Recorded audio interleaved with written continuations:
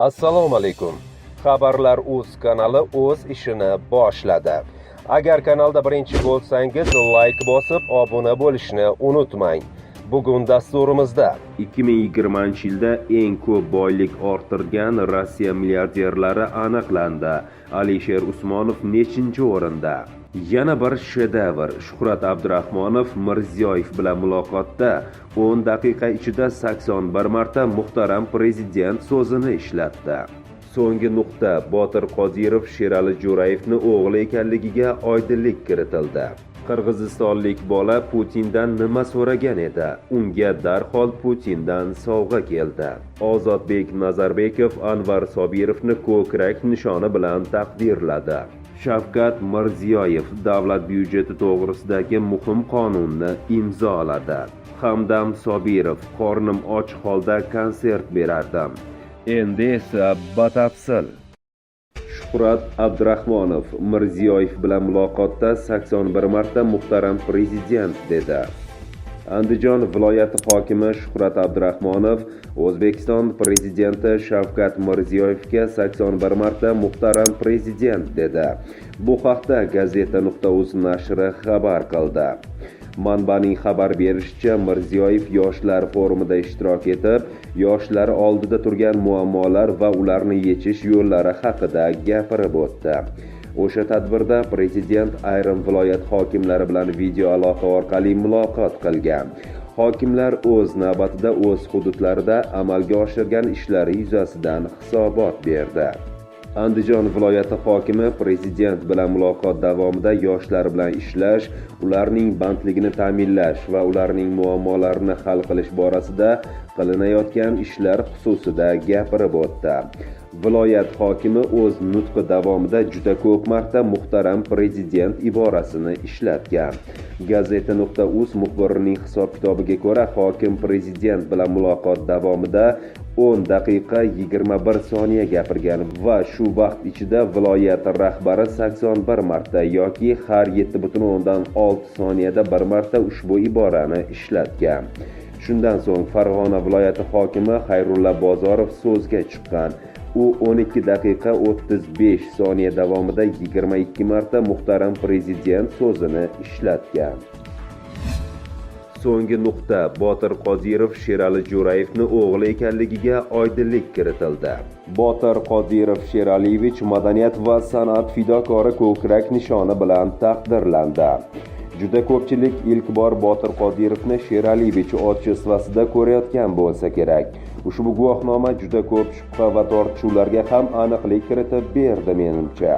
Chunki bundan roppa-rosa bir yil avval Botir Qodirov Sherali Jo'rayevning nikohsiz tug'ilgan farzandimi degan savolga Sherali Jo'rayevning kenja o'g'li Zohirjon Jo'rayev oydinlik kiritib nuqta qo'ygan edi.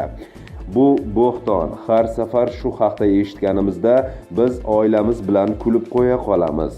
Bunday mishmishlarni o'ylab topish Botir akaning onasiga ham hurmatsizlik deb hisoblayman, degan Zohirjon Jo'rayev. Bugun esa barcha o'zi uchun mutlaq boshqacha javob olgan bo'lsa ajab emas. Botir Qodirov Sheraliyevich otchesvasida ekanligi ma'lum bo'ldi. Xulosa o'zingizdan. 2020-yilda eng ko'p boylik orttirgan Rossiya milliarderlari aniqlandi. Alisher Usmonov nechinchi o'rinda? Forbes jurnali 2020-yilda boyligi eng ko'p o'sgan rossiyalik milliarderlarning reytingini tuzib chiqdi. Reytingning birinchi o'rnida senator Sulaymon Kerimov joy olgan. U bir yilda 11,5 milliard AQSh dollariga boyigan. Uning boyligi o'sishiga oltin narxining yil davomida yuqorilashi sabab bo'ldi. Hozirda Kerimov va uning oilasining boyligi 20 milliard 900 millionni tashkil etadi. Ikkinchi o'rinni NLMK hamraisi Vladimir Lisin egalladi. Yil davomida uning boyligi 5,4 milliard dollarga o'sib, 26,2 milliard AQSh dollarini tashkil etdi. Lisining boyligi ortishiga po'lat narxlarining ko'tarilishi sabab bo'lgan. 3-o'rin Yumes Holdings hammuassisi Alisher Usmonovga nasib etdi. 1 yil ichida u 3,6 milliard AQSh dollariga boyidi va hozir uning boyligi 16,1 milliard dollarga baholanmoqda. Ro'yxatning boshqa a'zolari singari Alisher Usmonovga ham metallurgiya mahsulotlarining narxi ko'tarilishi yordam bergan. Qayd etilishicha, boyligi 2020-yilda eng ko'p o'sgan 10 ta rus milliarderlarining boyliklari jami 33 milliard AQSh dollariga o'sgan. Ozodbek Nazarbekov Anvar Sobirovni ko'krak nishoni bilan taqdirladi. O'zbekiston Madaniyat vaziri Ozodbek Nazarbekov Anvar Sobirovni ko'krak nishoni bilan taqdirladi. Bu haqda O'zbekiston Davlat filarmoniyasi matbuot xizmati xabar qildi. Ma'lum bo'lishicha, Anvar Sobirov milliy qo'shiqchilik san'atiga ulkan hissa qo'shib, yangi qo'shiqlar bilan ushbu san'at turini targ'ib etishdagi xizmatlari uchun Madaniyat va san'at fidokori ko'krak nishoni bilan taqdirlandi. Anvar Karimovich, sizni milliy qo'shiqchilik san'atiga ulkan hissa qo'shib, yangi qo'shiqlar bilan ushbu san'at turini targ'ib etishdagi xizmatlaringizni inobatga olib, Madaniyat vazirligining Madaniyat va san'at fidokori ko'krak nishoni bilan taqdirlanganingiz bilan butun jamoamiz nomidan tabriklab qolamiz, deyiladi xabarda. Prezident Shavkat Mirziyoyev O'zbekiston Respublikasining 2021-yilgi davlat byudjeti to'g'risidagi qonunni imzoladi. Qonun bilan respublika byudjetidan 2021-yilga mo'ljallangan birinchi darajadagi byudjet mablag'lari boshqaruvchilariga ajratiladigan mablag'larning maksimal miqdori tasdiqlandi. 2021-yil uchun individual to'lovlarning quyidagi stavkalari tasdiqlandi. Mol-mulkni ijaraga beradigan jismoniy shaxslar uchun belgilangan minimal ijara stavkalari, ayrim turdagi tovarlarning chakana savdosi huquqi uchun chegara yig'im stavkalari, avtotransport to'lovlari stavkalari.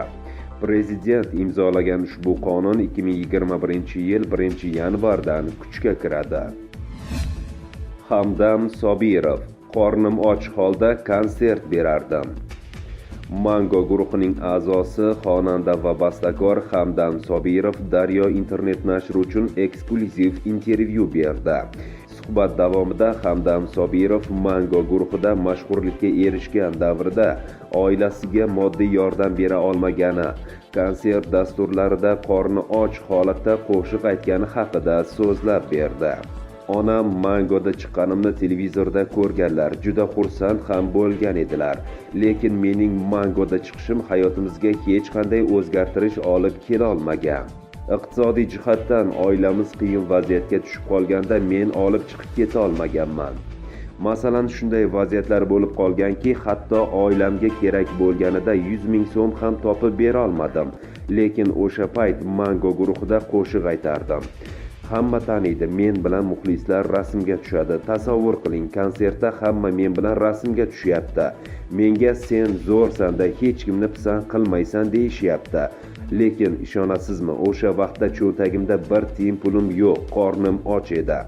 Tezroq borib nimadir yeyman deyman, lekin bu vaziyatni hech kim tushunmaydi. Odam yulduz bo'lish mumkin, lekin yulduz odam doim boy bo'ladi degani emas. Hamma yulduzlar ham boy emas. Bu narsani qanday baholashni men bilmayman. Hamdam Sobirov, xonanda, bastakor. Qirg'izistonlik 7 yoshli maktab o'quvchisi Rossiya Federatsiyasi prezidenti Vladimir Putindan Gazprom va Rosneft aksiyalaridan sovg'a qilishni so'ragan edi, deb yozmoqda Argumenti.ru. Kreml ko'p turmay bolakayga Tula prayniklarini sovg'a qilib jo'natdi. Qolaversa, prezident dastxati tushirilgan portret bilan termokrushkani ham. Voqea ijtimoiy tarmoqlarda hazilga aylanib ketdi.